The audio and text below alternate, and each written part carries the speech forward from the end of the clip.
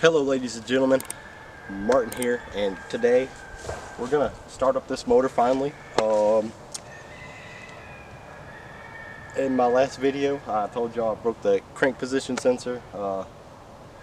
Got that out, put the new one back in, everything went smooth. I literally tested it last night.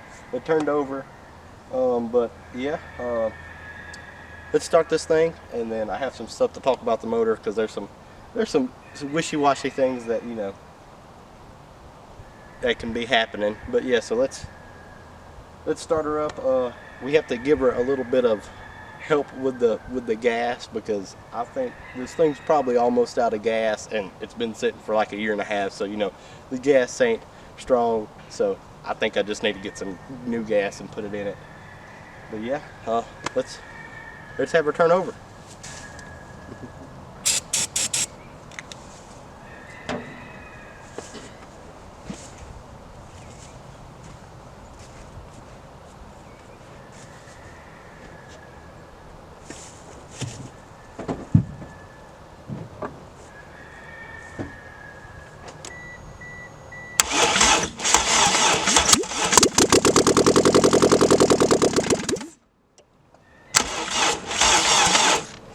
Okay, so as you've seen, she turned on. She run for a second for what was on the engine starting fluid, pretty much.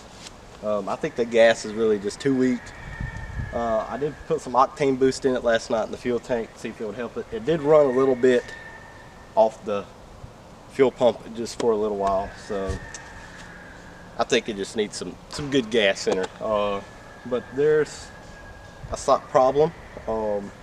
2 looks like it's not running, so 2 can possibly be a dead cylinder, possibly, or it could just be burn efficiently, or the fuel injector could be clogged up, or the other, or it's not getting spark. That's really could be one or the other. Everything else is moving, so it's one of those things if it's not running. I'm going to put somewhat of a mock-up exhaust on it, that way I can listen to the motor a little bit better, see if I hear any rod knock or anything. Last night we heard a little bit of something, but I mean, oil was just put in it. It could just been the lifters just chattering a little bit. I probably will be checking the compression on 2. Well, I'm probably going to check the compression on all of them, make sure everything's tip-top shape. But besides that, I'm glad she started. This car has pissed me off some. I would definitely recommend, if you decide to get one of these model Eclipse, to get the one that has the 4G63 motor in it, because the 420A motor, they don't make shit for it anymore. Pretty much, it's a dyed breed, because it's a Chrysler motor is all it is. So I mean,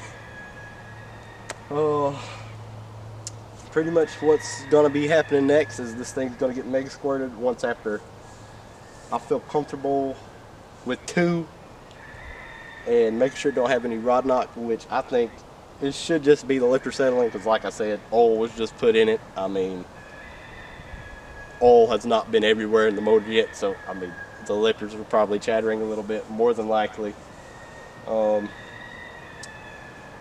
And put some new gas in it. But anyway, that's going to be the video on it today. Next week I'm probably going to be doing the suspension for the video, or compression testing for next week's video. But yeah, if I'm putting on suspension, I have